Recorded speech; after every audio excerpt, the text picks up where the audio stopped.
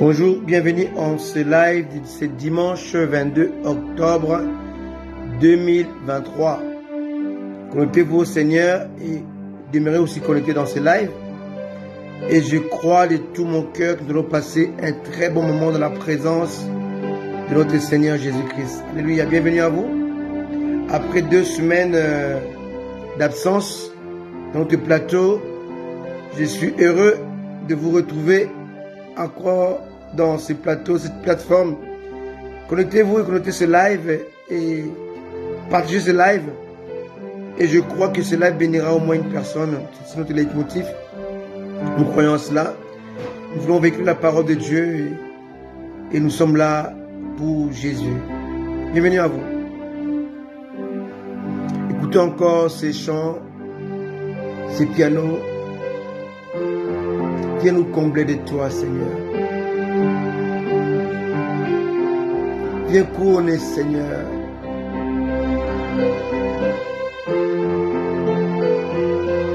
Notre foi, ô Dieu de gloire.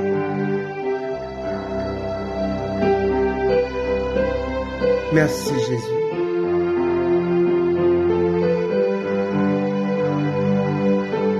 Merci, Jésus.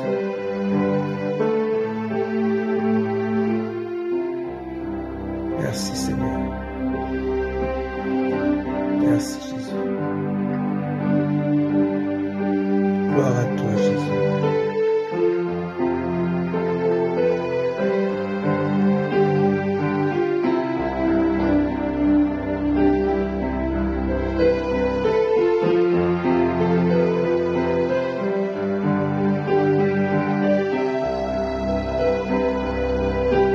Gloire à toi, Jésus. Merci, Jésus. S'il te plaît, j'en monte un peu la musique. Merci, Jésus. Prie avec moi. Approche-toi de Dieu.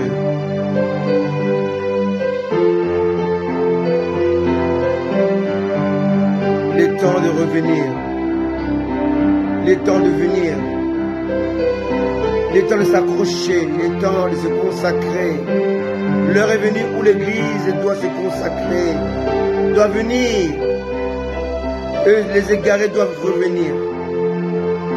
Le temps de la distraction est révolu. Revenez au Seigneur. Revenez à la vraie parole, à la révélation. La foi est plus importante que jamais. Merci, Jésus.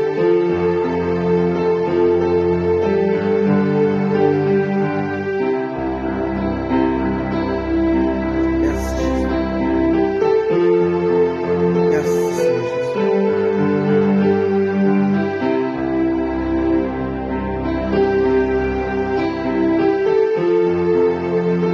Merci, Seigneur Jésus. Là où tu es, avance. Prosterne-toi devant lui. Adore-le. Que le poids de la gloire de Dieu descende pour consumer la chair. Que le poids de la gloire de Dieu descende pour écraser notre moi, malade, orgueil, ignorant. Que le poids de la gloire de Dieu descende pour écraser la religion qui n'est pas inspirée par Dieu mais par le diable. La religion ne vient pas de Dieu. Avec Dieu, nous avons une relation, pas la religion, pas les préceptes, pas les principes, pas les rituels.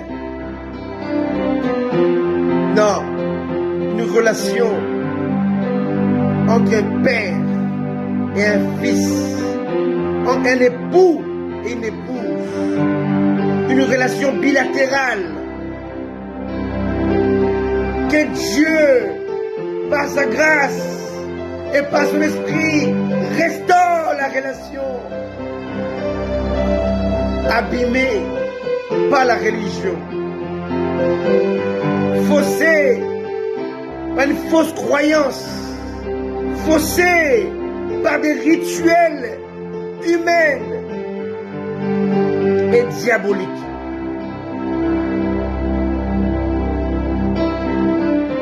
Merci Jésus. Merci Jésus.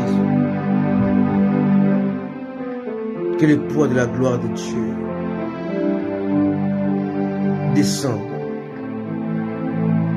au nom de Jésus. Que l'Église revienne dans la vraie foi, dans la foi qui sauve, la foi en Jésus. Merci Seigneur. Merci Jésus. Alléluia. Merci Adonai. Que le poids de la gloire de Dieu descende. Merci Jésus. Merci Jésus. Alléluia. Merci Seigneur. Amen. Je vous salue au nom de Jésus. Ces petits moments dans la présence de Dieu vont nous pousser à comprendre le thème de ce matin, de cet après-midi, ce dimanche 22 octobre 2023. Alors ce matin, je veux parler de la gestion des dons. La gestion des dons, je vais essayer d'évoquer comment aujourd'hui Israël est en guerre. Et quand est-ce que ça a commencé? Qu'est-ce qui a provoqué cette guerre? Et ces guerres d'ailleurs avec les Palestiniens, avec les pays arabes. Cette guerre fait partie de la promesse de Dieu, pas la guerre, mais la guerre est la conséquence de la promesse de Dieu non respectée par le receveur. Dieu est le donateur, mais le peuple d'Israël est le receveur. Alléluia. C'est très important de comprendre ces choses. Si vous ne comprenez pas ces choses, les dessous de cartes, vous n'allez pas comprendre quand est-ce que Jésus-Christ va revenir. L'eschatologie ou les événements du temps de la fin sont là devant nous, mais peu de chrétiens les comprennent parce qu'ils ne comprennent pas les dessous des cartes. Ils ne comprennent pas comment Dieu procède, comment Dieu fonctionne, comment Dieu oriente des choses. L'Israël est considéré comme étant l'horloge de l'Église. L'Église doit observer Israël et ce qui se passe en Israël pour identifier, pour comprendre le temps que Jésus nous a donné. Alléluia. Le temps de l'accomplissement de toutes les prophéties, les temps qui annoncent ou qui précèdent son retour. Alléluia. Il est important de comprendre ces messages, parce que ces messages vont nous ouvrir les yeux pour que nous puissions saisir la pensée profonde de Dieu. Nous ne pouvons pas avoir les pensées de Dieu, certes, nous pouvons avoir la pensée du Christ. La pensée du Christ est véhiculée par le Saint-Esprit et le Saint-Esprit nous inspire que nous puissions saisir le temps que Dieu a planifié. Alléluia. Alors la gestion des dons est soumise au respect des exigences du donateur. J'ai écouté un chant de notre bien-aimé Atoms, pasteur Atoms. Il a chanté un chant et dit, même quelque chose qui est gratuit requiert l'exigence, c'est ça, hein? Cette chanson-là. Même le loco, il y a offert, c'est un critère. Voilà. Même quelque chose qui est gratuit requiert des critères. A chanté notre bien-aimé Atoms. De la même manière, le don de Dieu est gratuit. Mais Dieu exige des critères pour en posséder, pour le recevoir. Alléluia. Le don émanant de Dieu est gratuit. Christ est le don de Dieu pour l'humanité, pour ton salut, pour mon salut, pour notre salut. Cependant, ces dons ne peuvent s'installer en nous que par l'activation de notre foi. Notre foi doit être activée pour que le don qui est gratuit s'installe en nous. Sans l'activation de la foi, le don divin demeure caduque et inutile. Dieu t'a donné, mais tu n'as pas l'activation, tu n'as pas la méthode, tu n'as pas l'élément déclencheur. Sans la foi, personne ne peut plaire à Dieu. Alléluia. Voilà pourquoi la vie chrétienne est régie non pas par la mort de Jésus, mais par sa résurrection. Si Christ n'était pas ressuscité, notre foi serait vaine. On va voir aujourd'hui que Israël a eu le don de la terre promise. Mais Israël ne l'a pas activé par la foi. Alléluia. C'est très important. Je commence par cela. Et si nous regardons la conversion de Jésus avec les Juifs, vous allez voir quelque chose de très important que beaucoup de chrétiens ne font pas attention à ça. Jésus leur a fait comprendre, vous êtes de la postérité d'Abraham, mais vous n'avez pas activé votre foi pour que cela devienne vôtre, c'est-à-dire les dons. Alléluia. Lisons la parole de Dieu. Je vais commencer par cela. Dans Jean 8, alléluia.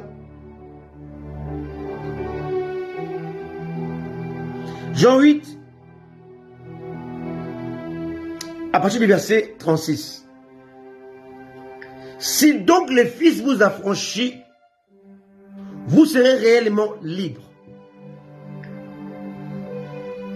Je sais que vous êtes de la postérité d'Abraham, mais vous cherchez à me faire mourir, parce que ma parole ne pénètre pas en vous. 38. J'ai dit ce que j'ai vu chez mon Père, et vous faites ce que vous avez entendu de la part de votre Père. Là, Jésus-Christ essaie d'amener les Juifs à comprendre où se trouve leur égarement. Comment ils ont perdu la promesse et les dons de Dieu. 39. Il lui répondit, notre Père c'est Abraham. Jésus leur dit, si vous étiez, donc Jésus refuse qu'ils ne sont pas les fils d'Abraham. Alors qu'avant, plus haut, il a dit, je sais, verset 37, que vous êtes de la postérité d'Abraham. Voilà, je vais ôter cette équivoque, cette ambiguïté dans le cœur de beaucoup de chrétiens. Être le fils d'Abraham ou postérité d'Abraham n'est pas par la filiation charnelle. My goodness. La filiation charnelle supprime la foi. Or, la filiation spirituelle valide la foi. Or, la promesse de Dieu est une promesse qui ne peut être déclenchée que par la foi. Laissons poursuivre. Il dit, si vous étiez enfant d'Abraham, vous feriez les œuvres d'Abraham. Or, l'œuvre principale d'Abraham, c'était la foi. Alléluia. Maintenant, vous cherchez à me faire mourir, moi qui vous ai dit la vérité que j'ai entendue de Dieu. Cela, Abraham ne l'a point fait. Donc, vous avez fait naufrage par rapport à la foi et vous avez cessé d'être fils d'Abraham. Et en cessant d'être fils d'Abraham, vous avez perdu la promesse. My goodness. Or, la promesse est basée où la promesse repose sur la foi.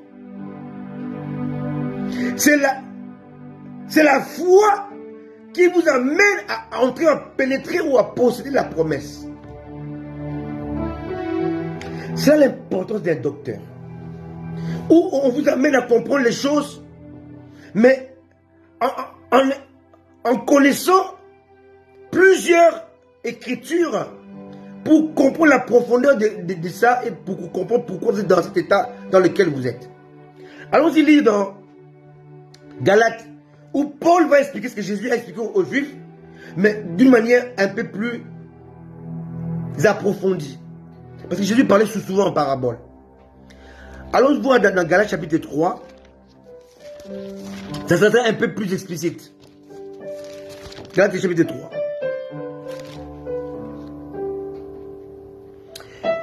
Le verset 6.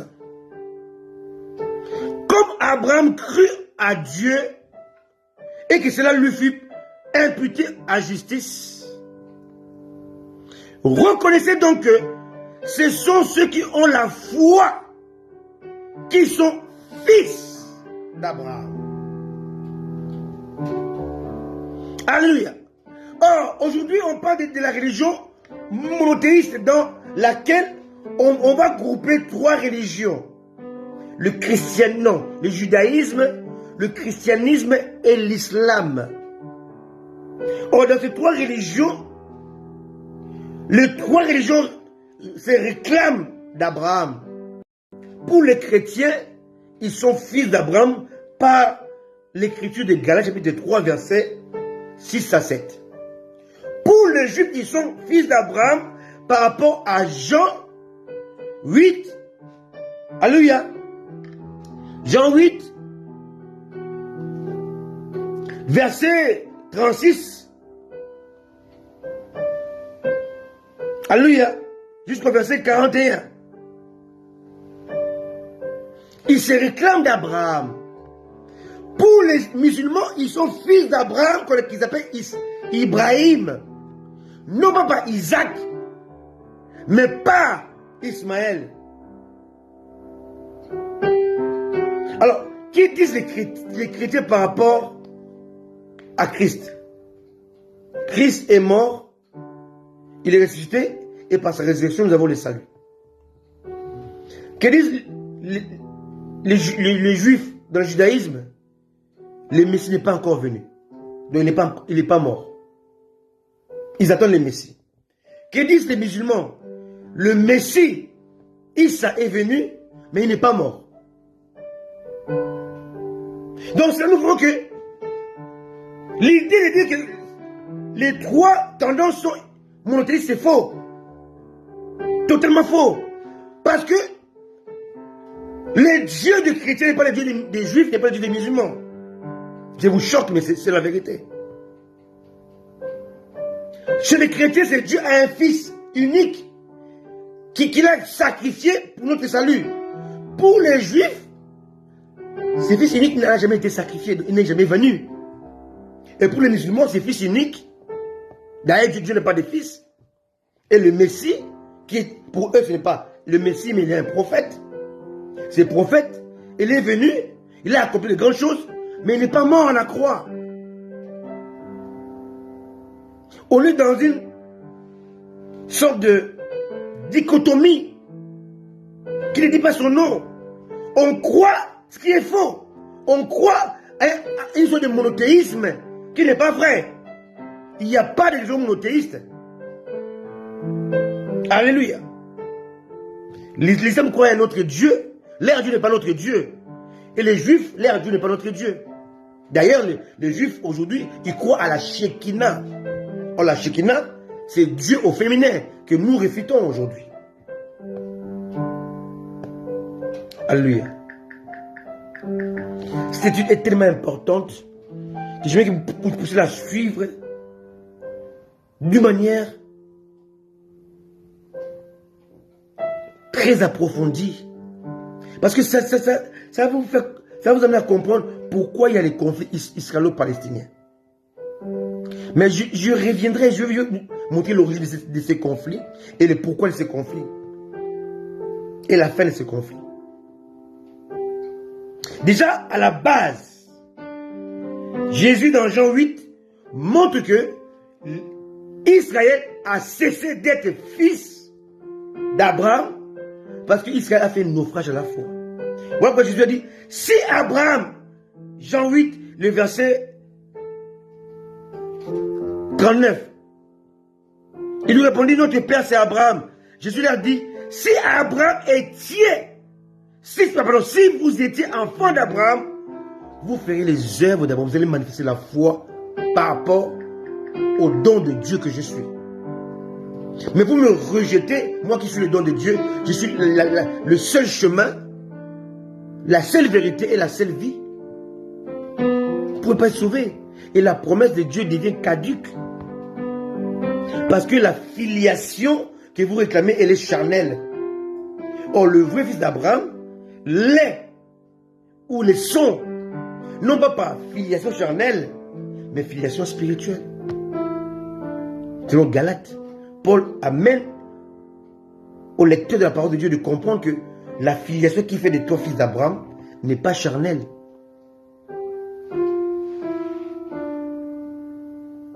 Elle est spirituelle. Alléluia. Ça, c'était pas en guise d'introduction pour que nous puissions comprendre un tout petit peu qui sont fils d'Abraham et la promesse de Dieu a pour source Abraham. Alléluia. Amen. Alors allons-y. Commençons par les commencements. Nous sommes dans le Genèse chapitre 12. Abraham est le fils de Térak. Térak est le fils de Nacor. Alors si vous lisez Genèse chapitre 11, vous allez voir que Nacor et Térak, c'était un peuple, ils étaient issus d'un peuple venant de Our ou de la Mésopotamie, un peuple nomade et non pas sédentaire. Maintenant, Dieu voulait leur donner une nation, une terre, afin qu'ils puissent s'installer comme étant sédentaires. Pour ce faire, Dieu a posé des préalables. Bien aimé, toute promesse de Dieu, tout don de Dieu requiert ou possède des préalables. On ne peut pas prétendre recevoir de Dieu sans préalable. Dieu fonctionne par des lois établies, par des principes établis à respecter, par des exigences. Et si on ne comprend pas le langage de Dieu, on croit être sauvé, mais on ne l'est pas. On croit être chrétien, mais on ne l'est pas. C'est ça le danger aujourd'hui. Alléluia. Il y a beaucoup qui sont convaincus qu'ils sont sauvés, mais ils ne le sont pas. Parce qu'ils ne maîtrisent pas le principe de Dieu, les lois de Dieu, le préalable, les exigences de Dieu. Alléluia. Donc, comme je vous ai dit qu'Israël jusqu'à aujourd'hui croit qu'il est descendant d'Abraham ou possédé d'Abraham, mais Jésus leur a démontré qu'ils n'étaient pas. Parce qu'ils avaient fait un naufrage par rapport à la foi. Si vous étiez enfant d'Abraham, vous feriez les œuvres d'Abraham. Or, les œuvres d'Abraham, c'est la foi. Alléluia. Aujourd'hui, beaucoup de chrétiens ont perdu la foi. Comme l'apôtre Paul a livré certains chrétiens qui étaient anciens dans l'église, comme Philette, comme Alexandre les forgerons. Ils ont livré au diable parce qu'ils avaient fait un naufrage par rapport à la foi. Alléluia. Alléluia. Allons-y au commencement. On va maintenant dans Genèse chapitre 12. C'est là où la promesse a commencé. Alléluia. Genèse chapitre 12. Écoutez-moi très attentivement. Si vous n'avez pas compris, revoyez ce message. Parce qu'il y a des profondeurs inouïes dont vous avez besoin pour comprendre la foi et l'importance de la foi. Et pourquoi il y a cette guerre que nous décrions, que nous déplorons, qui nous attriste. On voit des enfants tués, massacrés. Pourquoi? À cause de la promesse mal comprise. Alléluia. On est dans Genèse 12, verset 1. Lisons la parole de Dieu. Genèse 12, verset 1. L'Éternel dit à Abraham, dit Abraham pour ne pas confondre avec Abraham. Il dit à Abraham, va-t'en de ton pays, de ta patrie et de la maison de ton père, dans les pays que je te montrerai. Alléluia. 2. Je ferai de toi une grande nation et je te bénirai, je rendrai ton nom grand. Et tu seras une source de bénédiction. 3. Je bénirai ceux qui te béniront et je maudirai ceux qui te maudiront. Et toutes les familles de la terre seront bénies en toi. Bien, aujourd'hui, il y a près de 8 milliards d'habitants sur la terre. L'islam, qui est presque 2 milliards, ils ne sont pas loin des 2 milliards, se réclame d'Ibrahim, donc d'Abraham. Les chrétiens sont aussi 1 milliard, je crois 600 millions. C'est comme d'Abraham. Et les Juifs ne sont pas trop nombreux. Dans les 500 millions, 300 millions. Si on calcule tout, près de 4 milliards d'habitants sur la terre se réclament d'Abraham. Donc ici, la parole de Dieu est accomplie. Toutes les familles de la terre seront bénies en toi. Alléluia. Et si on prend l'économie mondiale, on prend les Juifs, on prend les musulmans, on prend les chrétiens, le monde fonctionne par les fils d'Abraham. Alléluia. Donc, ce que Dieu a dit ici, ça s'est accompli. On peut acclamer la parole de Dieu pour ça. Alléluia. Alléluia. Et je vous le démontre maintenant. Toutes les familles de la terre seront bénies en toi. Dieu a dit à Abraham, si tu peux compter les étoiles du ciel, si tu peux compter les sables du bord de la mer, voilà comment sera ta postérité. Donc c'est la postérité d'Abraham qui tient l'économie mondiale et qui gouverne le monde. Alléluia. C'est très important. Alléluia. Poursuivons. On va comprendre pourquoi il y a la guerre israélo-palestinienne aujourd'hui. Dieu donne la promesse, mais Abraham va désobéir à la promesse de Dieu. Et ça aussi, beaucoup de chrétiens ne le savent pas. Abraham a pris Lot avec lui. Or, Dieu avait interdit à Abraham de prendre un membre de sa famille. Quitte ton pays, ta patrie et la maison de ton père. Donc, Lot faisait partie de la maison de son père. Lot était son neveu. Abraham, ils étaient 3. Ici, des Térac. Il y avait Abraham, on peut les lire, les lire au chapitre 11, verset 26. Genèse 11, 26.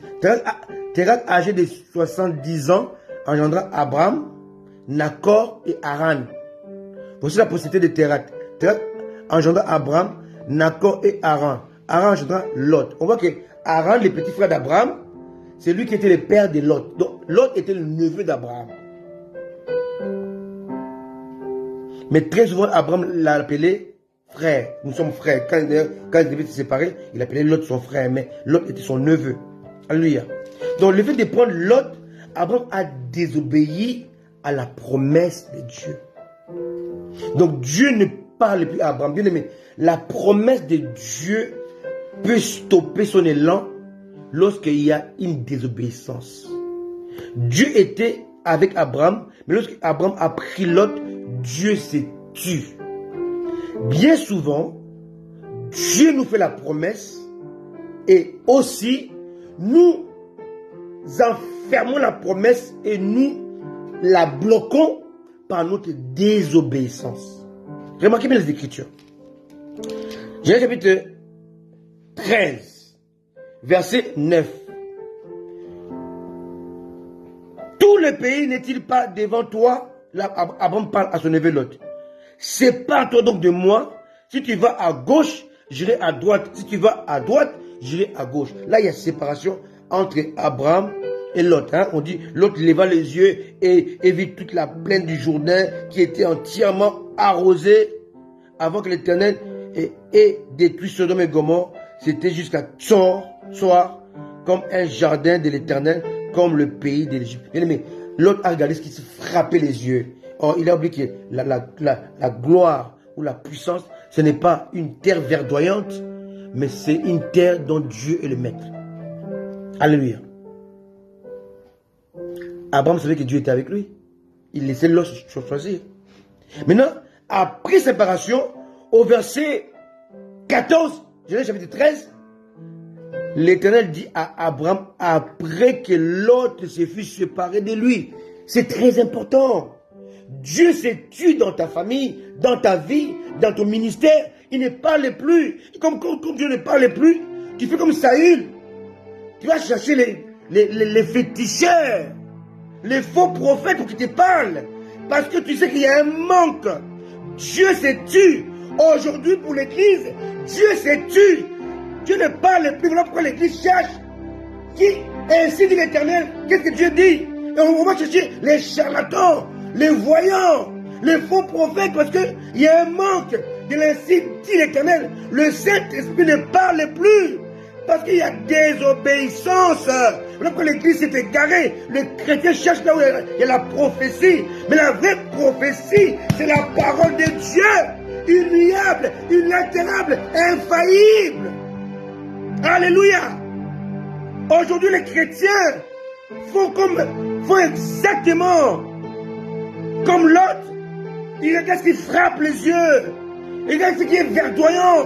Tout ce qui est attirant. Mais Jésus a dit, large est la porte qui amène à la perdition, mais étroite est la porte qui amène au salut. Les chrétiens sont piégés par la vue. Ève a été piégée par la vue. L'homme était beau, agréable, attirant. Le chrétien est attiré par l'erreur, par les mensonges. Satan t'expose, il te montre que c'est le fait qu'il frappe les yeux. Le vrai serviteur de Dieu n'attire pas. Jésus n'avait rien pour plaire, mais c'était lui le salut incarné. Alléluia. L'autre était attiré par une plaine, une terre verdoyante, mais Abraham était attiré par l'intimité avec Dieu. Et Lot s'était égaré. On connaît tous l'histoire de Lot, hein, sa fin, Sodome et Gomorrhe, où Abraham devait intercéder pour l'extirper de la destruction. Alléluia. Avancez un tout petit peu. Abraham va maintenant se séparer d'avec Lot. Maintenant, Dieu qui s'était tué pendant des années, il revient. Et la promesse est réactivée. Très souvent dans nos vies aujourd'hui, nous avons eu la promesse de Dieu, mais cette promesse-là est bloquée. La réactivation de la promesse de Dieu que tu as reçue dépend de ta foi. Ta foi doit être validée, doit être activée. C'est l'activation de la foi qui réactive la promesse donnée. Alléluia. Oh, la promesse transporte les dons. My goodness. Alléluia. Alléluia.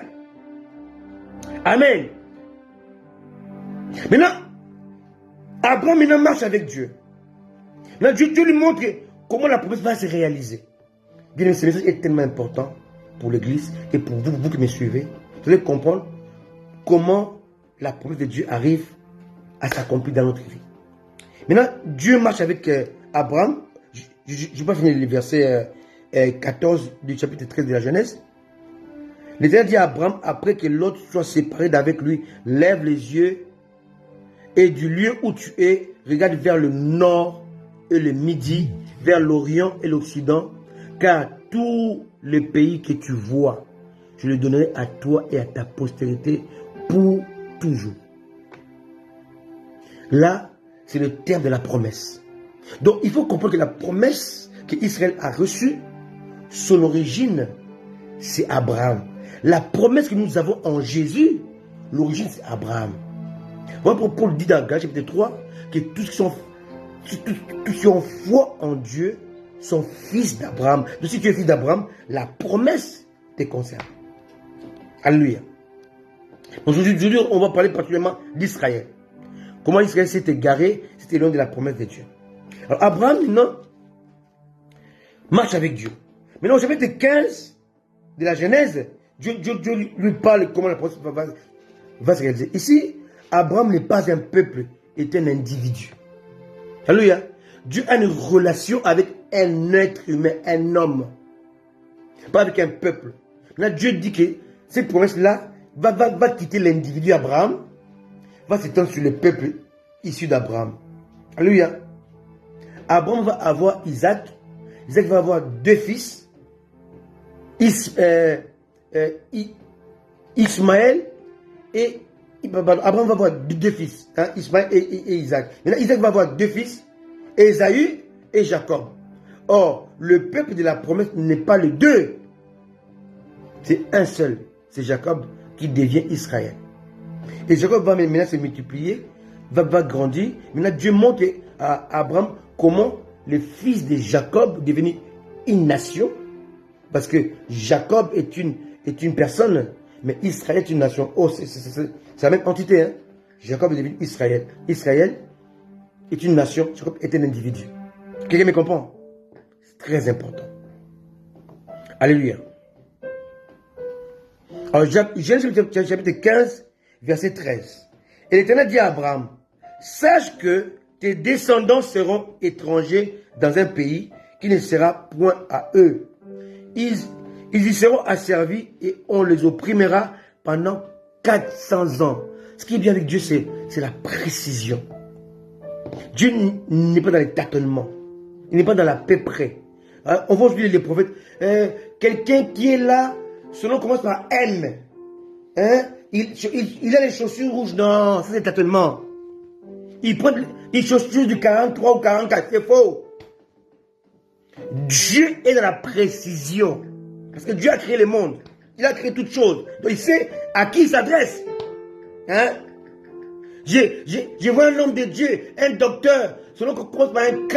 Son nom commence par un C. K, c'est Calvin Klein. CK. Hein? Calvin Klein, c'est CK. Moi, j'ai Christian qui fait ma CK aussi. Maintenant, tu dis, c'est CK. Mais CK, il n'y a pas que moi CK. CK, c'est Calvin Klein. C'est Christian qui fait moi. Alléluia. Donc, tu dis, c'est CK, c'est faux. Alléluia.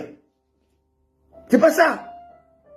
Dieu est dans la précision.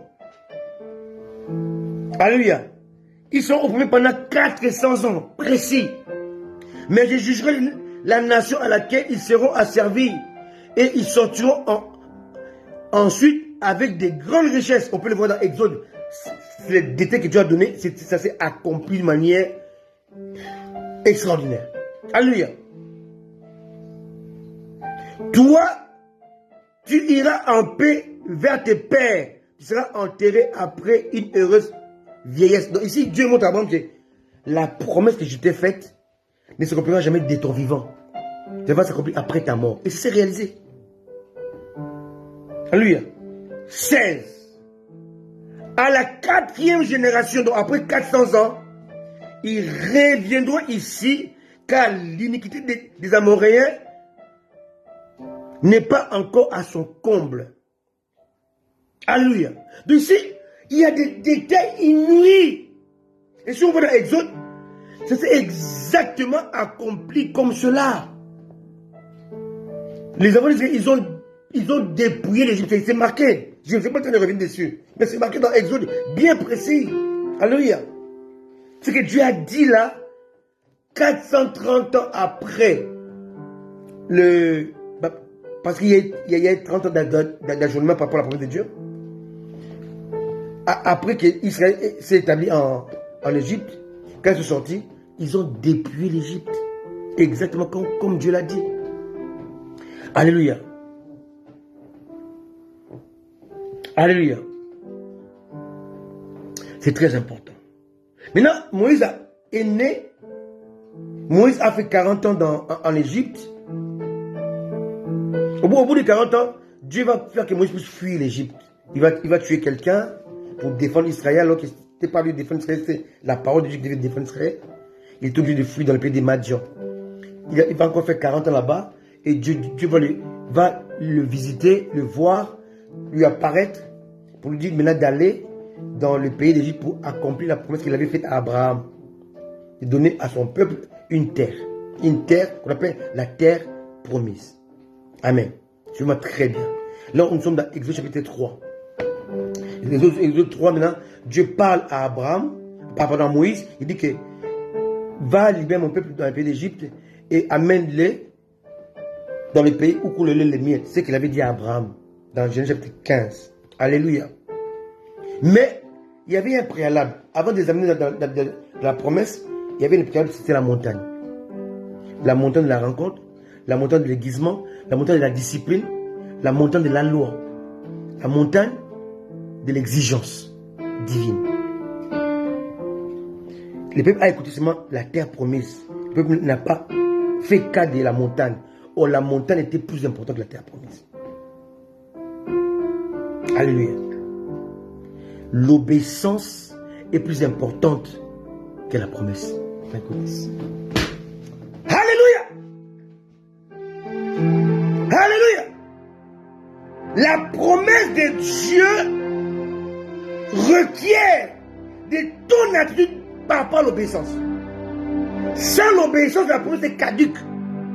Or, l'obéissance se reçoit à la montagne. Donc la montagne est la clé de la terre promise.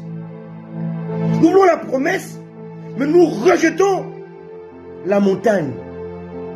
La rencontre est plus importante et plus éloquente que la promesse.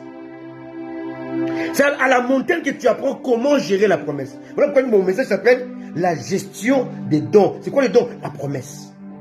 Tu as reçu une promesse qui cache les dons, et les dons là exigent l'obéissance par la foi. Donc, l'obéissance, pardon, la promesse est inhérente par rapport à l'obéissance. Donc, ça, s'il n'y a pas d'obéissance, il n'y a pas de dons. C'est l'obéissance qui déclenche les dons. Donc, pas des dons, mais la promesse. Quelqu'un me comprend? C'est la gestion des dons qui valide la promesse, donc les dons. Comment tu gères la promesse de Dieu par rapport à toi, par rapport à ton état de chrétien, par rapport à ton engagement en tant que chrétien? Comment tu gères la promesse de Dieu qui transporte les dons?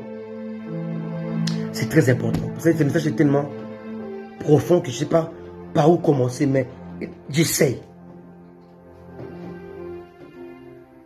Alléluia. Mon Dieu. Aujourd'hui, vous allez comprendre pourquoi il y a la guerre entre Israël et Palestine et les Palestiniens. Pourquoi c'est cette guerre-là, si elle est mal gérée, elle peut déclencher la troisième guerre mondiale. Cette guerre peut déstabiliser clairement le christianisme, peut diviser les chrétiens. Cette guerre-là peut aller plus loin. Mais il y a eu beaucoup de guerres entre Israël et les Palestiniens. D'ailleurs, si vous regardez dans votre Bible, hein, je vais vous choquer. À la fin de la Bible, il y a une chose que vous ne faites pas attention à ça. Et pourtant, c'est dans votre Bible. Hein. Vous allez voir que c'est bien marqué. Hein. Beaucoup ne font pas attention à ça. Mais je vais vous envoyer à la fin de votre Bible. Vous allez voir ce qui est marqué. À la fin de la Bible, vous allez voir. C'est marqué. Regardez. On parle d'Israël. C'est bien marqué. La Palestine. On n'a pas marqué Israël, on a marqué Palestine. Alléluia. On montre la carte d'Israël, mais c'est marqué la Palestine.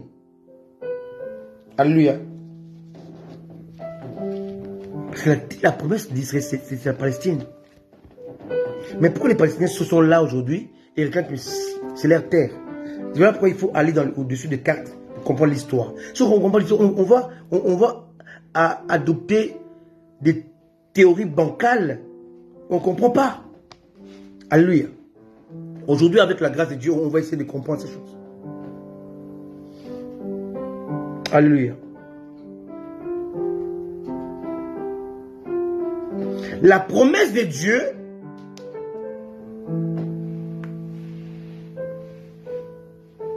ne requiert pas de jeûne et prière. C'est un don. Voilà pourquoi certaines prières jeûnes ne servent à rien. Parce que Dieu observe non pas le jeûne et les prières, observe le temps fixé. Dieu ne dépend pas de tes prières, tes projets pour les convaincre, non. Dieu regarde le temps. Voilà pourquoi Abraham, Dieu lui a dit 400 ans. Il fallait que les temps soient accomplis. Il y a eu un ajournement de 30 ans, c'est vrai. Mais rien ne s'est passé avant ces 400 ans comme Dieu l'avait fait. Pourquoi? Parce que Dieu savait que dans les 400 ans là, il aurait fait le tour de ces peuples-là par rapport à leur péché, à leur iniquité, qui sera à leur comble. Dieu sait. Alléluia. Voilà pourquoi souvent nous gênons pour rien. Nous gênons comme les mécaniciens spirituels. Non. Dieu n'est pas un mécanique. Dieu est dans sa parole. Dieu est dans son exigence. Alléluia. Maintenant, je veux que nous puissions comprendre le préalable de la possession de la terre promise. Il y avait des préalables. Le premier préalable, c'était d'abord la montagne.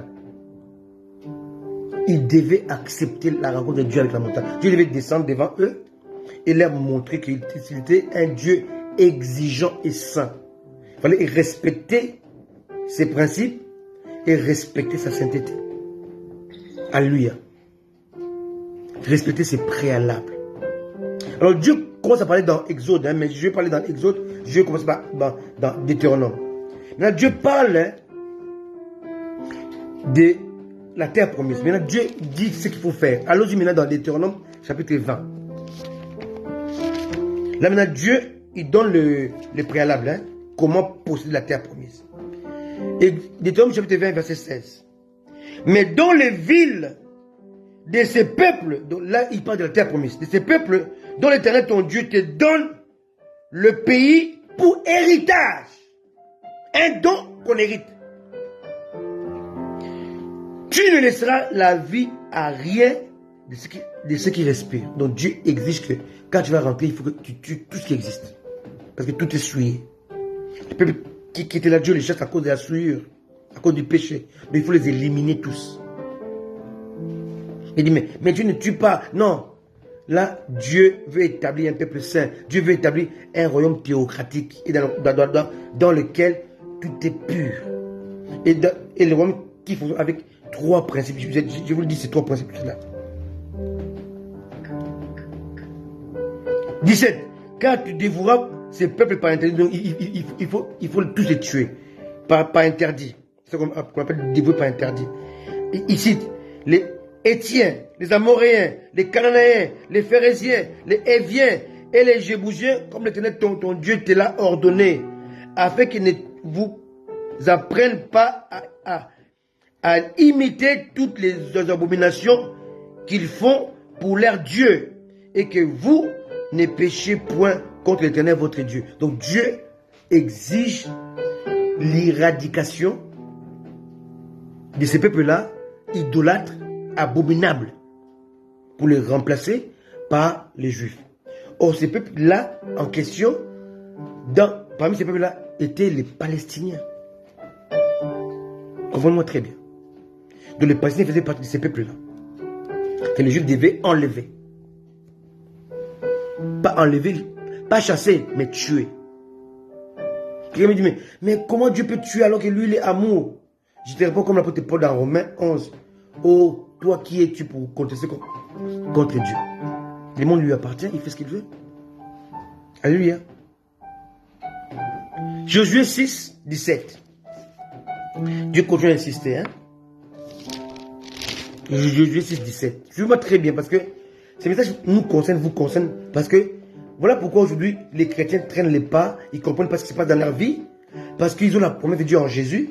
Mais tout ce que nous avons en Jésus ne peut pas s'accomplir en nous.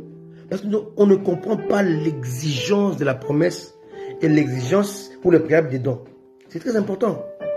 Cela est pour nous un modèle, un exemple. Alléluia.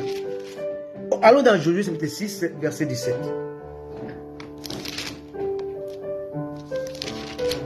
C'est bien, mais je vais vous paraître ennuyant, mais si vous m'écoutez 2 fois, 3 fois de suite, ce sera le plus beau message de toute l'année. Josué 6, 17. La ville sera dévouée à l'Éternel par interdit, et elle et tout ce qui s'y trouve. Mais on laissera la vie à Rahab, la prostituée, et à tous ceux qui seront avec elle dans la maison, parce qu'elle a caché les messagers que nous avions envoyés. Gardez-vous seulement, 18, gardez-vous seulement de ce qui sera dévoué par interdit, car si vous preniez de ce que vous aurez dévoué par interdit, vous mettiez le camp d'Israël en interdit et vous y jetterez le trouble. Beaucoup de chrétiens aujourd'hui sont dans les troubles. Pasteur, Dieu lui donne les brebis pour paître, lui il les mange. Alléluia. Les brebis appartiennent au Seigneur. Mais les pasteurs, ils se servent dans le troupeau du Seigneur pour manger. Oh, il n'a pas le droit de le faire. Et s'il fait ça, comme dit Josué, il rentre dans l'interdit. Dieu le rejette. Alléluia. Je poursuis. Allons-y maintenant dans Juge, et là on va voir comment est-ce que Dieu maintenant a laissé les Palestiniens aujourd'hui, qui sont devenus un piège pour Israël. Et d'où vient la guerre maintenant? Pourquoi la guerre israélo-palestinienne? Alléluia. Vous allez voir l'origine de cette guerre-là dans la parole de Dieu. Juge chapitre 2, verset 1 à 4. Juge 2, 1 à 4. Je vous signale que cette histoire a commencé dans Genèse 12. Hein? Donc il s'est passé des millions d'années avant qu'Israël arrive en Égypte. Étant en Égypte, il s'est passé 430 ans. Donc on voit qu'il s'est passé plus de 1000 ans que Israël n'a pas respecté les préalables de Dieu. En 2023, on voit les conséquences de ça. Juge chapitre 2, verset 1 à 4. Un envoyé de l'Éternel monta de Gilgal à Bokim et dit, je vous ai fait monter hors d'Égypte et je vous ai amené dans le pays que j'ai juré à vos pères de vous donner. J'ai dit, jamais je ne romprai mon alliance avec vous. Et vous ne traiterez point d'alliance avec les habitants de ces pays. Vous renverserez leurs autels. Mais vous n'avez point obéi à ma voix. Pourquoi avez-vous fait cela? Dieu regrette. Verset 3. J'ai dit alors, je ne les chasserai point devant vous, mais ils seront à vos côtés et leurs dieux vous seront un piège. 4. Lorsque l'envoyé de l'Éternel eut dit ces paroles à tous les enfants d'Israël, le peuple éleva la voix et pleura. Ils ont pleuré, ils ont regretté, mais ils ne sont pas repentis. Beaucoup de gens aujourd'hui, ils passent à pleurer leurs péchés, à se lamenter, à regretter, mais pas à se repentir. Le plus important, ce n'est pas de pleurer ses péchés, de pleurer ses fautes, mais de se repentir. J'ai péché contre toi, Seigneur. Pardonne-moi, purifie-moi. Et ça, c'est l'erreur de beaucoup de chrétiens aujourd'hui. Ils pleurent leurs péchés, ils le regrettent amèrement, mais ils ne se repentent pas. On ne peut pas se repentir si on ne reconnaît pas qu'on a eu tort. On cherche des boucs émissaires. C'est l'autre là m'a séduit, la femme m'a séduite, l'autre m'a poussé à faire ça. Ah, c'est ma grande soeur, ma petite soeur, elle n'était pas gentille avec moi, et comme elle était méchante, moi j'ai fait ça. Non! Père, je reconnais que j'ai péché contre toi. Je t'ai affecté, j'ai désobéi à ta loi, à ta parole, pardonne-moi. Ça c'est difficile parce que Satan a rendu le mot pardon ici dans la bouche, dans la tête des chrétiens aujourd'hui. Les chrétiens préfèrent donner les cadeaux, être bon, mais ne pas dire pardon. Alléluia. C'est dangereux. Alléluia. Verset 12. Ils abandonnaient l'Éternel, le Dieu de leur père, qui les a fait sortir du pays d'Égypte, et ils allèrent après d'autres dieux, d'entre les dieux des peuples qui les entouraient. Ils se prosternèrent devant eux. Ils irritèrent l'Éternel. Dieu déteste l'idolâtrie. C'est une abomination à ses yeux. Alléluia. Israël a été piégé parce qu'ils ont épargné les gens qui devaient tuer. Tu crois que tu es plus bon que Dieu? Je continue. Juge chapitre 3, verset 1 à 8. Voici les nations que l'Éternel laissa pour éprouver par Israël, tous ceux qui n'avaient pas connu toutes les guerres de Canaan. Je voulais seulement que les générations des enfants d'Israël connaissent et apprennent la guerre, ceux qui ne l'avaient pas connue auparavant. 3. Ces nations étaient les 5 princes des Philistins. Vous savez, les 5 princes des Philistins, parmi eux, il y a Goliath. 5 princes des Philistins, ils ont affronté Samson. Dalila. Dalila faisait partie des 5 princes des Philistins. Alléluia. Donc les 5 princes des Philistins, ils étaient aussi au temps de David. Goliath faisait partie d'eux. Amen. Alléluia. Les 5 princes des Philistins.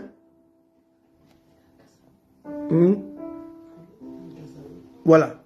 Et au cas où vous ne l'aurez pas su, Goliath vivait à Gaza. C'est un Gazaoui. Aujourd'hui, Israël, la guerre se trouve à Gaza. Donc, Goliath est réactivé et ressuscité. Quelqu'un me comprend? Alléluia. L'histoire nous enseigne cela. Et c'est qui dans nos Bibles. Alléluia. 3, les 5 princes des Philistins, tous les Cananéens, les Sidoniens, les Éviens qui habitaient la montagne du Liban. Aujourd'hui, la guerre est aussi à Liban. Les Hezbollah vient du Liban. Alléluia. Israël est attaqué du Liban et de Gaza. La Bible dit. Alléluia. Amen. Alléluia. Depuis la montagne de Bas-Hermon jusqu'à l'entrée de Hamath, ces nations servirent à mettre Israël à l'épreuve, afin que l'Éternel sache s'ils obéissent au commandement qu'il avait prescrit à leur père par Moïse. La guerre actuelle israélo-palestinienne sort de ces 2 contrées, Liban et Gaza. Je ne montre rien. Alléluia. Alléluia. On parle jusqu'au verset 8. Mais laissons-nous parler du piège de la guerre annoncée par Dieu. Matthieu 24, verset 1 à 2. Je vous donne des références pour que vous puissiez voir que ça, que je vous ai dit ça, c'est juste, c'est avant Jésus. Alléluia. C'est presque 1000 ans avant Jésus. Jésus arrive. Depuis que Jésus était là, ça fait 2000 ans. Quelqu'un me comprend? Jésus arrive. Il prévient encore les Juifs par rapport à ce qui va arriver. Matthieu 24, verset 1. Comme Jésus s'en allait au sortir du temple, ses disciples s'approchèrent pour lui faire remarquer les constructions, la beauté du temple. Verset 2. Mais il leur dit, voyez-vous cette beauté de ce temple? Je vous l'ai dit en vérité, il ne sera pas ici pierre sur pierre qui ne sera renversée. Donc Jésus annonce la destruction du temple. Jésus est mort aux environs de l'an 35-36. À l'an 70, général romain Titus, il vient en Israël, il brûle le temple. De la prophétie de Jésus s'est accomplie. Quelqu'un me comprend? Il brûle le temple. Pour ramener Israël à la raison. Mais Israël, il refuse d'accepter la parole de Dieu. Cette guerre continue au Moyen-Âge. Et là, laissez-moi le temps de vous parler de traité de Ramla. Traité de Ramla. C'est quoi le traité de Ramla? Le traité de Ramla fut signé par Saladin et Richard Cœur de Lion. Qui sont ces 2 protagonistes? Saladin était un sultan qui dirigeait l'Égypte et la Syrie. En 1171, donc 1171, est-ce que vous voyez un peu? On est en 2023. En 1171, il y avait encore la guerre israélo-palestinienne.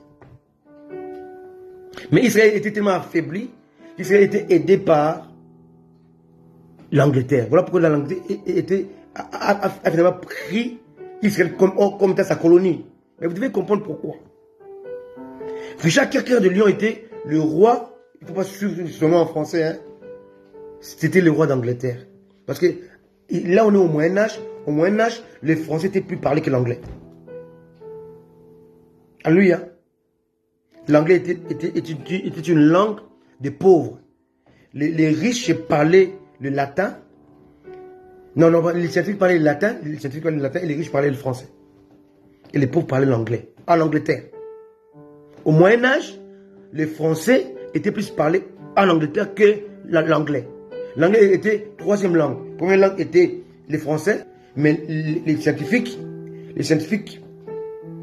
parlaient le latin. Il faut apprendre un peu d'histoire. Alléluia. Voilà pourquoi dans les mots anglais, il y a beaucoup de mots français. Alors, il y a eu ces deux hommes puissants, Il y a un qui s'appelait Saladin, qui était sultan d'Égypte et de Syrie. Et de l'autre côté, il y avait Richard Cœur de Lion, roi d'Angleterre. Ils ont signé le traité de Ramblin le 2 septembre 1192. 1192 pour les Belges, 1192 pour les francophones. Et cet a été signé après la bataille d'Arsouf. Et les termes de ces contrats prévoyaient que Jérusalem devait être restée aux mains des musulmans, mais la ville serait cependant ouverte au pèlerinage chrétien. Alléluia. Alléluia. Et cet traité a été signé en 1192. Vous dites que cette guerre-là n'a pas commencé seulement aujourd'hui. Alléluia. Et Israël avait perdu le contrôle du mont du temple.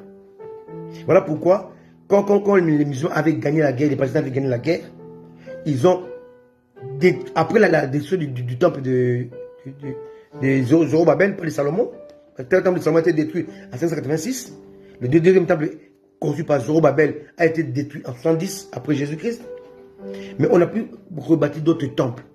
Donc maintenant les musulmans sont venus construire ce qu'on appelle la mosquée d'Al-Aqsa, qui est sur le mont du temple.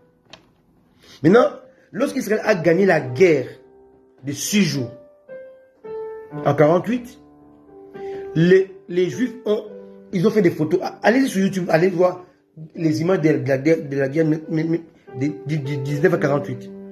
Ils ont gagné la guerre, ils ont pris la position du mont du temple, mais ils n'ont pas rasé la mosquée. Jusqu'aujourd'hui, la mosquée est là, le temple n'est pas là. Mais là, je vous parle. Si vous allez faire des recherches, vous allez voir que, allez-y, en Israël, il y a ce qu'on appelle un ministère du temple qui existe. Allez-y, tapez sur Google, vous pouvez voir ça. Et le ministère du temple a déjà mis en place tout ce qui est ustensile du temple. Ils ont déjà reconstruit les chandeliers, selon les modèles de Moïse, Dieu de la Moïse. Ils ont reconstruit l'autel de rein, l'autel de parfum. Ils ont reconstruit, refait la cuve de rein. Ils ont tout fait. Il leur manque seulement l'arche de l'alliance pour reconstruire le troisième temple ou à son lieu d'avant. Or, son lieu d'avant, dans le mont du temple, à côté, il y a la mosquée. Mais là où il y avait le temple, c'est construit comme étant le deuxième lieu saint des musulmans, après la Mecque. Donc, ce qui va se passer, c'est que ils sont obligés soit de construire à cet endroit-là, la mosquée est juste à côté, de mélanger, soit de raser la mosquée. Et s'ils touchent au deuxième lieu le plus saint de l'islam, dans le mont du temple, c'est ça la guerre mondiale. Mais c'est l'Antichrist qui viendra le faire. Si vous lisez les livres de Paul, dans Thessaloniciens, il dit que l'Antichrist va venir s'asseoir dans le temple. Il s'agit de ce temple-là qui sera reconstruit, le troisième temple. Ça sera reconstruit. Mais nous ne serons plus là. Nous serons déjà enlevés. Non, laissez-moi le temps de vous parler un tout petit peu de la base de la gestion des dons. Le don, c'était la terre promise. C'est la promesse de Dieu. Mais pourquoi les Juifs, pendant des années, depuis Genèse 12, que Dieu a fait la promesse à Abraham, depuis Genèse 15, où Dieu a donné les détails de la promesse, depuis les livres de Josué, où Dieu ne cesse de leur dire comment se comporter face à la promesse et au don qu'il leur a donné, depuis Exode, Deutéronome, Josué, jusqu'à Juge, où Dieu leur montre que vous êtes à côté de la plaque. Ce que vous faites, c'est parce que moi je vous ai demandé. Vous devez respecter l'exigence. Vous devez savoir comment gérer le don qui émane de moi. Votre Père Céleste, votre Maître, votre Seigneur. Mais ils ne l'ont pas fait.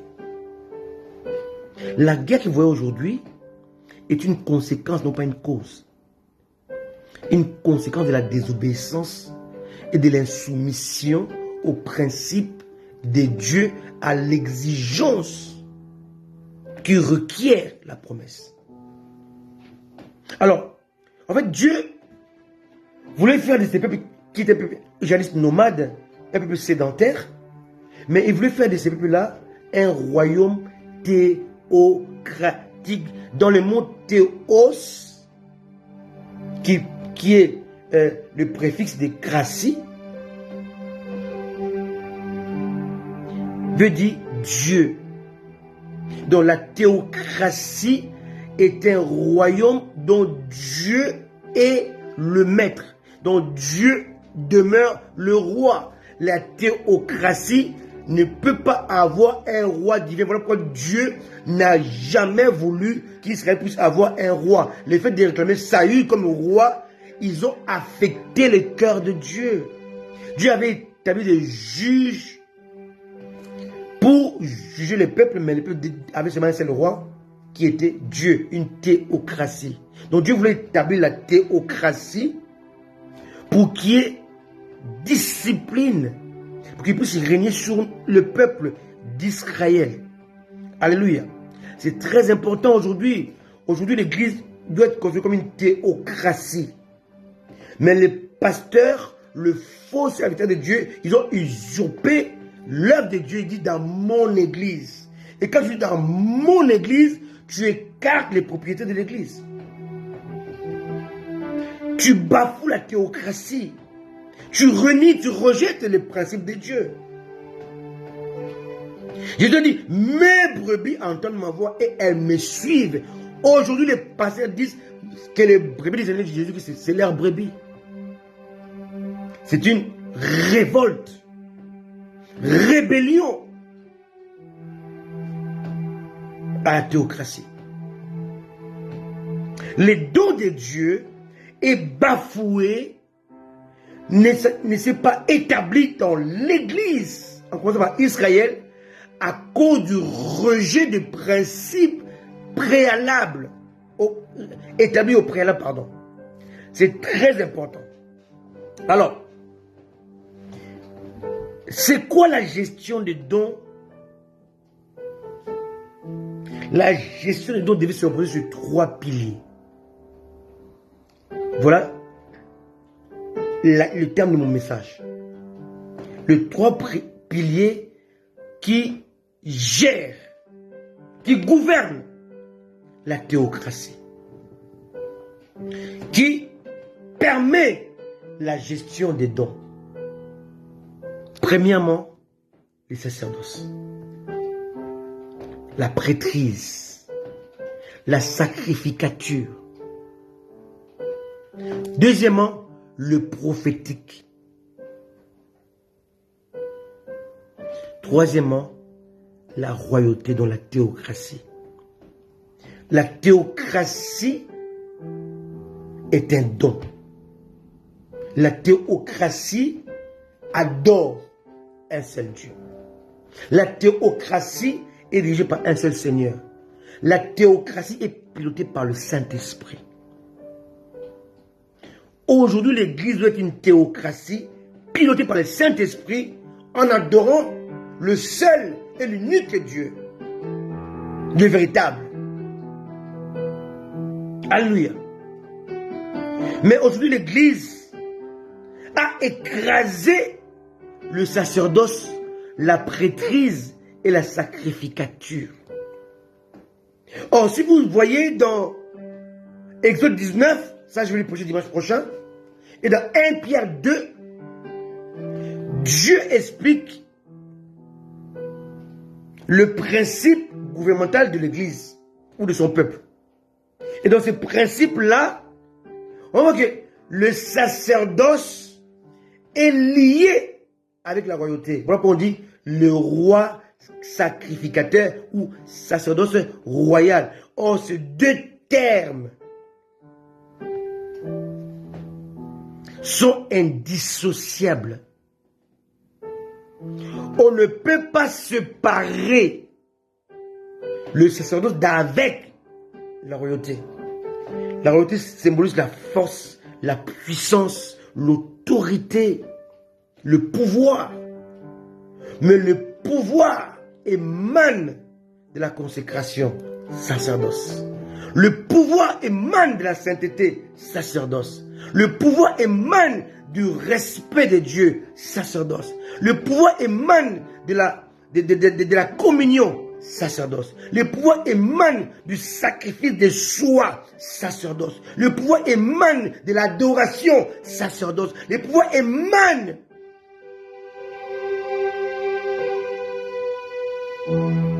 de la purification, sacerdoce. Ta force dépend de ta consécration. Tu es fort parce que tu es consacré. Tu es fort parce que tu crois au sacrifice de Jésus. Sacerdoce. Jésus a payé le prix comme souverain sacrificateur qui a présenté non pas les sangs innocents mais son propre sang. Sacerdoce. Dont la puissance de l'Église émane du sacerdoce. L'autorité de l'Église émane du sacerdoce. Aujourd'hui, Israël subit. Parce qu'Israël n'a pas compris que la filiation n'est pas charnelle, n'est pas naturelle, mais la filiation émane de la foi qui est spirituelle. Pourquoi Jésus-Christ leur a dit, si vous étiez enfant d'Abraham, vous feriez, en d'autres termes, vous avez cessé d'être fils d'Abraham. Or la promesse, les dons de la terre promise, est lié à Abraham. Or Abraham et Abraham par la foi. My goodness. Vous avez rejeté la foi. Et le don devient mère. Jesus. Le don de Dieu devient problématique. Le don devient un problème. Parce que le don doit être reposé sous la foi. Vous avez rejeté la parole incarnée, Jésus. Vous avez rejeté les dons de Dieu. Vous avez rejeté le salut qui s'obtient par la foi. Dieu a tant aimé le monde qu'il a donné son Fils unique, afin que quiconque, celui qui veut, croit au Fils, ne périsse point, mais qu'il ait la vie éternelle. La vie éternelle demeure un don, mais un don qui n'est déclenché que par la foi. Israël a cessé d'être fils d'Abraham, c'est pas moi qui le dis, c'est Jésus qui l'affirme. Si vous étiez enfant d'Abraham, vous feriez, parce que vous avez enlevé la foi, la promesse a cessé. Parce que vous avez écarté la foi, le don devient amer. Le paisible, la tranquillité devient la guerre. La joie devient les pleurs. Aujourd'hui, je vais m'arrêter là aujourd'hui. Je parle à quelqu'un. Je parle à l'église de Jésus. Dieu t'a promis des grandes choses. Il t'a promis l'élévation. Il dit que tu seras la tête dans la queue. Tu seras en haut et non en bas. Tu seras puissant. La Bible dit dans les livres des psaumes, ton Dieu ordonne que tu sois puissant. Pourquoi tu es faible? Dieu a dit, ils te feront la guerre, ne te vaincront pas. Pourquoi tu es dans les défaites? Pourquoi la guerre ne te lâche pas? Tu es exactement comme Israël aujourd'hui, qui subit les attaques des Palestiniens. Parce qu'ils sont restés là comme un piège. Quand Israël devait se débarrasser d'eux, il n'a pas fait. Il s'est compromis avec eux. Ils sont devenus un piège pour Israël. Israël a cessé d'être le fils d'Abraham, selon Jésus, pas selon moi. C'est la porte de Dieu. si vous étiez enfant d'Abraham, vous feriez. Donc, ils étaient plus enfants d'Abraham. Donc, Israël a cessé d'être le fils d'Abraham. Ils le sont. Aujourd'hui, les Juifs, fils d'Abraham, mais pas la filiation charnelle. Or, la promesse est spirituelle. Or, la filiation se devient spirituelle. Donc, eux, ils s'appuient comme étant fils d'Abraham par la chair, mais refusent la foi en Jésus. Ce qui fait que leur filiation demeure charnelle. Mais si on rentre dans le charnel, Ismaël aussi était le fils d'Abraham. Alléluia. Alléluia. Par la chair, les musulmans aussi sont fils d'Abraham, par la filiation charnelle, par Ismaël. Quelqu'un me comprend? Et tu dois quelle filiation? Tu es fils d'Abraham par la filiation charnelle ou spirituelle? Nous les gentils, nous pouvons l'être par la filiation spirituelle. Parce que par la filiation charnelle, nous sommes éloignés. Quelqu'un me comprend? Donc si je les suis, je ne peux l'être que par la filiation spirituelle, par la foi. Or, Israël avait reçu la filiation spirituelle. Tous qui ont la foi sont fils d'Abraham. Galate chapitre 3. La guerre d'Israël aujourd'hui, la guerre israélo-palestinienne, est une guerre qui est une conséquence de la désobéissance, du rejet de la promesse de Dieu qui ne peut être validée que par la foi. Depuis Genèse chapitre 12, Genèse 15, Deutéronome 20, alléluia, je peux vous citer les exemples. Deutéronome 20, Josué 6, Juge 2, Juge 3, on montre que Israël est tombé dans le travers, dans la conséquence de la guerre, à cause de leur rejet au principe de Dieu, ces trois piliers, sacerdoce, prophétique et royauté. Et quand je dis prophétique, ce n'est pas les prophètes, non. La Bible dit que Dieu ne peut rien faire sans révéler ce secret à certains des prophètes. Et là, il ne s'agit pas des prophètes des ministères, mais les prophètes d'identité. La bouche de Dieu. Nous devons véhiculer la parole de Dieu comme des prophètes, non pas des ministères, mais d'identité. Nous sommes des prophètes d'identité. Nous, chrétiens, nous jouons trois rôles. Nous jouons le rôle des sacrificateurs, nous jouons le rôle de prophètes, et nous jouons le rôle de roi. Nous régnons avec Christ à cause de notre consécration, à cause de notre foi en l'œuvre accomplie à la croix, les sacerdoces. La base de la vie chrétienne doit demeurer le sacerdoce. Alléluia. Si on ne comprend pas le sacerdoce, on ne peut pas comprendre la royauté. On ne peut pas comprendre le prophétique. La base de la vie chrétienne, c'est le sacerdoce. Aujourd'hui, l'Église a vendu le sacerdoce. Au Congo, par exemple, ce sont les autorités qui établissent les dirigeants des églises. Ils ont mis les plateformes, mais c'est la royauté qui désigne ces gens-là. Si vous voyez, récemment, ils ont invalidé, soi-disant les responsables des églises, des pasteurs. Ils ont mis quelqu'un d'autre par l'influence du pouvoir. Or, le pouvoir, selon Dieu, doit être assis sur le sacerdoce. Aujourd'hui, le pouvoir dans le monde écrase le sacerdoce, établit le sacerdoce. Ça ne marche pas. Ça ne marche pas. Les problèmes de la RDC, les problèmes de beaucoup de pays dans le monde aujourd'hui, ce ne sont pas des hommes, ce ne sont pas des présidents, c'est les sacerdoces. Les hommes de Dieu ont vendu leurs droits d'aînesse, leurs droits de gestion, leurs droits d'établissement, leurs droits de gérer, leurs droits d'établir. Normalement, un David avait peur d'un Nathan. Un Saül avait peur d'un Samuel. Aujourd'hui, les pasteurs ont peur du président. Tout a été renversé. J'ai peur de dire ça parce qu'on va m'arrêter et puis on va me tuer. Bien aimé, est-ce que quand Samuel parlait, il avait peur que Saül allait le tuer? Quand Nathan était parti voir David, Nathan tremblait. C'est David qui tremblait. Il pouvait faire pipi sur lui. On dit, David, Nathan était là. Il dit, hé, j'ai commis l'adultère. Il est au courant de ça. Un roi, il a tout. Il a les flèches, les javelots, le pouvoir, l'autorité. Mais puis bien pipi sur lui parce qu'on dit Nathan est là. Là, on voit l'importance du sacerdoce. Alléluia. Parce que vous devez savoir que dans l'ancien temps, le prophétique et le sacerdoce étaient liés. Samuel était en même temps prophète, en même temps sacrificateur. Alléluia. Alléluia. Les deux étaient liés. Si vous lisez dans les évangiles, on dit que Caïphe ou Caiaphas avait prophétisé en tant que prophète parce qu'il était sacrificateur. Donc la sacrificature et les prophétiques étaient liés. Alléluia.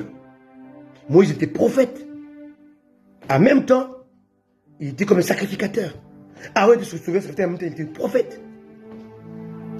Alléluia. Ces deux rôles n'étaient pas dissociés, étaient associés. C'était un exemple anticipé de l'identité chrétienne. Tu es en même temps sacrificateur, selon 1 Pierre 2, 9. Un royaume de sacrificateurs. Tu es sacrificateur et roi. Et par-dessus tout, tu es prophète. Pas de ministère, mais d'identité. La guerre actuelle dans le Moyen-Orient est la conséquence de la désobéissance d'Israël. La guerre dans ta vie est la conséquence de ton idolâtrie. Tu adores ton pasteur, tu adores ton église, tu adores ton assemblée, tu adores tout sauf Dieu. Tu adores ton église. Alléluia. L'adoration est orientée ailleurs et non plus vers le Seigneur. Tu sais qui tu es. Je parlais avec un pasteur, un ami d'enfance. Il va me suivre. Il m'explique comment les pasteurs sont devenus adultères.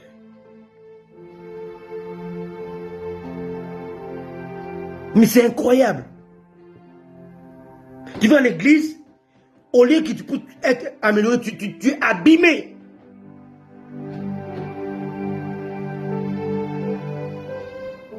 Un célèbre journaliste congolais, Péro Louara, il dit, quand j'étais avec ces gens-là, au lieu de progresser, j'étais encore devenu païen. Où est la place de l'église dans ce monde malade? Quel est le rôle de l'église dans ce monde en guerre? Quelle est la place de l'église? Il y a 10 ans, l'église la plus grande d'Europe, de l'Europe, était en Ukraine. Et comment l'église la plus grande d'Europe était en Ukraine? Pourquoi la guerre en Ukraine? L'église ne fait rien.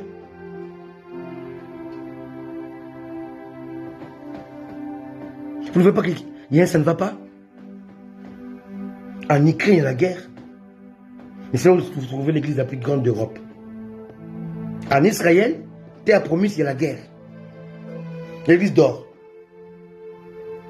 L'église doit se réveiller. Jésus revient bientôt. Ce sont les signes qui ne trompent pas. Là, Jésus a dit, quand vous voyez les guerres et les bruits des glaives, sachez que c'est le commencement de la douleur. Ce sont les signes annonciateurs de ma venue. Alléluia. Revenons à Jésus. Je sais que ce message était un peu ennuyant. En fait, ce n'est pas un message, c'est un enseignement. Et c'est exactement Mariette. Le peuple de Dieu adore leur pasteur. J'ai vu une équipe, c'est ça. J'ai vu ça de mes yeux. Les gens adorent leur pasteur, adorent leurs prophètes, adorent leurs dirigeants. Dieu est relégué au second plan. Dieu le plus important, ce que Jésus-Christ a accompli n'existe plus. De la même manière qu'Israël est en train de faire la guerre, de la même manière que l'Église est en guerre.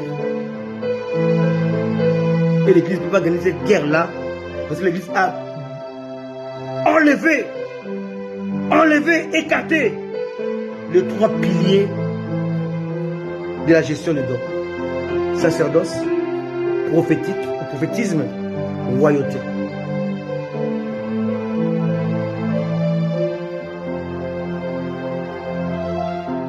Alléluia. Revenons à Jésus.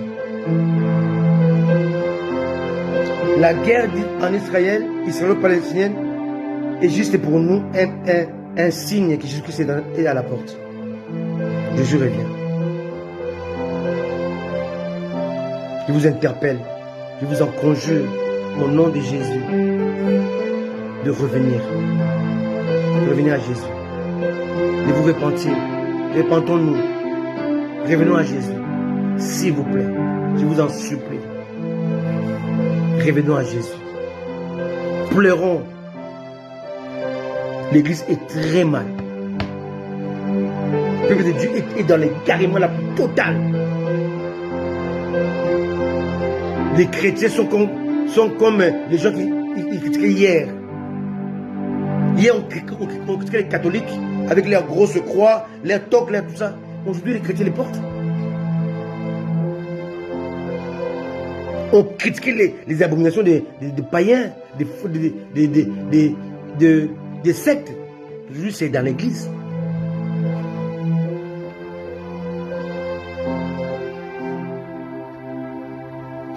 Quelqu'un dit, on ne peut pas rejeter Dieu sans le faire avec haine.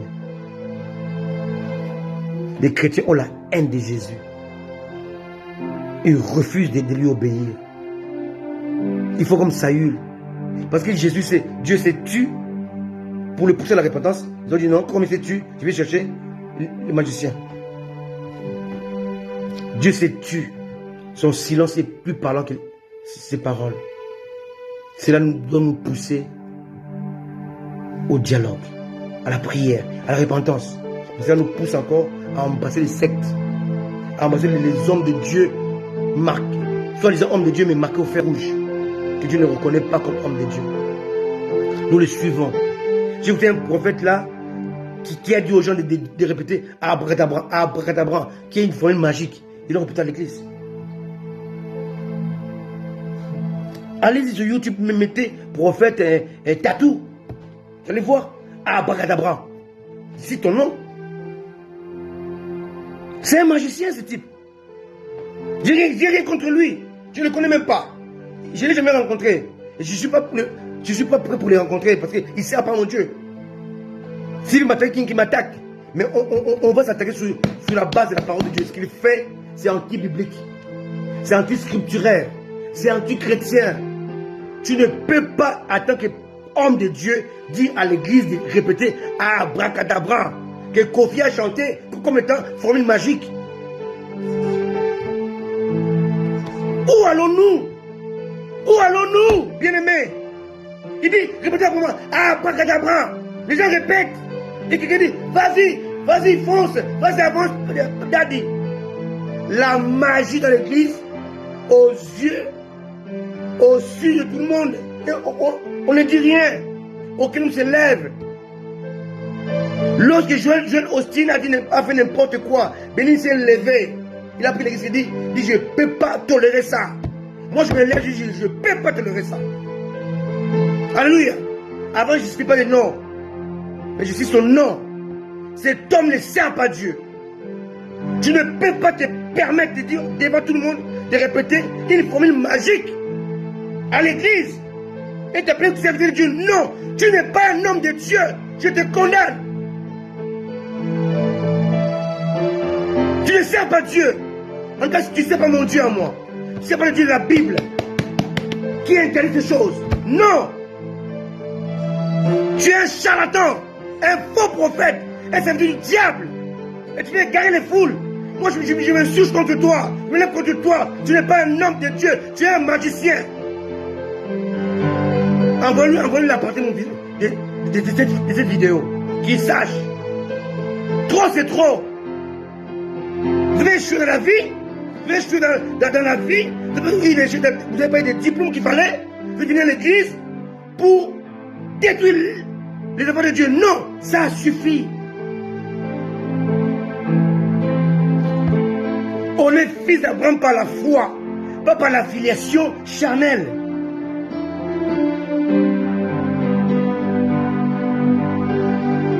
Assez. Naf is enough.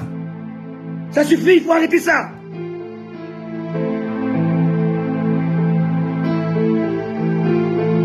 On ne peut plus tolérer ces choses-là. L'église est en perdition. Parce que les faux sont là et nous on est là. On prêche la parole, on dit non, on doit le dire. On doit le dire, on doit le faire. Ça suffit. Je ne vous compte pas trop comme des serviteurs. Vous n'êtes pas les serviteurs de Dieu. Vous ne servez pas Dieu parce que vous ne le connaissez pas. Pour le servir, il faut le connaître. Vous ne le connaissez pas. Vous êtes divorcés et toutes ces choses-là. Vous ne servez pas Dieu.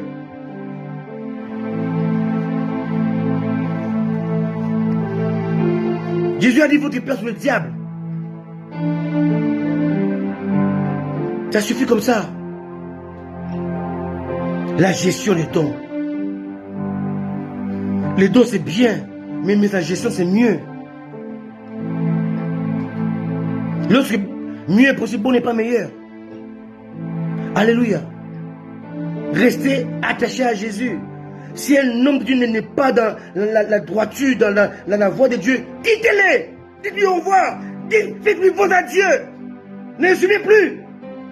Alléluia. Si c'est le cas pour moi, quittez. Ne me suivez plus. Il faut vérifier la parole de Dieu. Il faut écouter le Saint-Esprit. Sinon, à la fin, vous serez perdu, bien-aimé. Vous êtes là, dans l'église pendant 20 ans, 30 ans, 40 ans, 50 ans. Mais à la fin, Jésus va vous dire, je ne vous ai jamais connu. Parce que vous suivez un guide, un dirigeant charlatan qui est envoyé par le diable. Alléluia. Le conflit israélo-palestinien est une conséquence de la désobéissance, de la malgestion des dons de Dieu.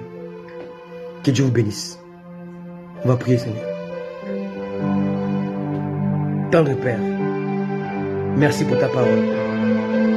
Merci pour ta parole car tu nous as parlé encore aujourd'hui. Tu es Dieu et tu veux que l'Église se réveille parce que Jésus revient bientôt. Merci Seigneur pour cette parole qui nous fait du bien, qui nous fera encore du bien Seigneur. Merci Seigneur. Que ta grâce soit sur chacun de tes enfants qui a écouté ce message. Permets, oh Dieu, que nous puissions nous réveiller. Car les jours sont mauvais. Les charlatans ont pris la place dans les églises comme des pasteurs, des prophètes, des apôtres, des bishops et consorts. Nous sommes là, Seigneur, pour leur dire, comme le prophète Michée a dit, tu le sauras en fouillant de chambre en chambre. Quand un pauvre voulait parler, Michée s'est levé et dit, tu parles pas de la part de Dieu. Et nous voulons faire comme les Michées. Nous voulons être comme les Michées. Ceux-là qui se lèvent dans l'inconnu, dans l'incertitude, dans l'apostasie, qui ramène la droiture. Qui a dit au roi Akab, tu mourras pendant la guerre. Il est mort. Nous voulons être comme des Nathan, qui a dit à David, qui était l'homme sur le cœur de Dieu, ce que tu as fait est mal. Et la guerre ne s'éloignera pas de ta famille. L'épée ne s'éloignera pas de sa famille. David a connu l'épée jusqu'à sa mort. Parce qu'il avait abusé d'une femme d'autrui. Le temps est venu. Nous devons le faire. Il y a ces pasteurs qui abusent de nos filles, de nos sœurs en l'église. Nous ne connaîtrons jamais la paix. Sinon, s'ils se répandent, sincèrement, ce n'est pas normal. Nous voulons le faire, Seigneur. Être des gardiens de la parole, des gardiens de la promesse, des gardiens des dons de Dieu. Pierre a dit, jugez sur les justes et vous obéir à vous, pharisiens, qu'à notre Dieu. Père, nous voulons nous insurger contre ceux-là qui veulent nous faire taire, qui veulent nous dire que nous sommes pauvres, on n'a pas le monopole de la vérité. Mais la vérité, le monopole de Jésus, c'est le Saint-Esprit. Que nous sommes ses enfants. Nous sommes membres de son Église. Nous sommes là pour défendre l'Évangile. Père, merci. Car ta parole va prendre place dans le cœur. Fais-le à cause de ton nom, Jésus. Fais-le à cause de ton nom, Jésus. Saint-Esprit, aide-nous à le faire. Au nom de Jésus. Amen. Amen. Soyez bénis. À très bientôt. J'ai été un peu long, mais c'était pour une bonne cause. Alléluia. La gestion des dons. Les dons, c'est bien, mais savoir gérer les dons, c'est mieux. Si tu peux avoir les dons, si tu peux la gérer, les dons peuvent devenir amers. Les dons de Dieu pour Israël, c'était la paix, la terre promise. Vu les dons de Dieu devenir la guerre. Samson avait les dons de Dieu, il a mal géré. Vous connaissez sa fin. Saül avait eu le don de Dieu, il avait hérité d'un royaume. Vous connaissez sa fin.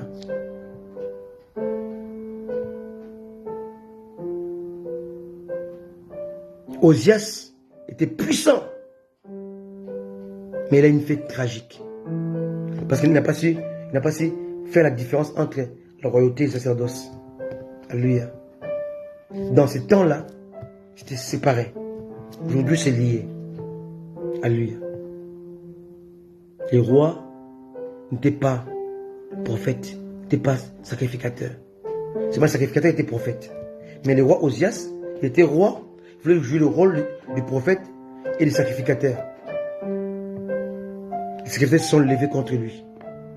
Il dit, Osias, tu n'as pas le droit de faire ce que tu fais. Il s'est mis en colère, mais Dieu est intervenu. Il a attrapé la lèpre. Il est mort lépreux. Aujourd'hui, dans les églises, les présidents rentrent dans l'église. Ils sont honorés comme les prophètes, comme les sacrificateurs. C'est une abomination. Alléluia.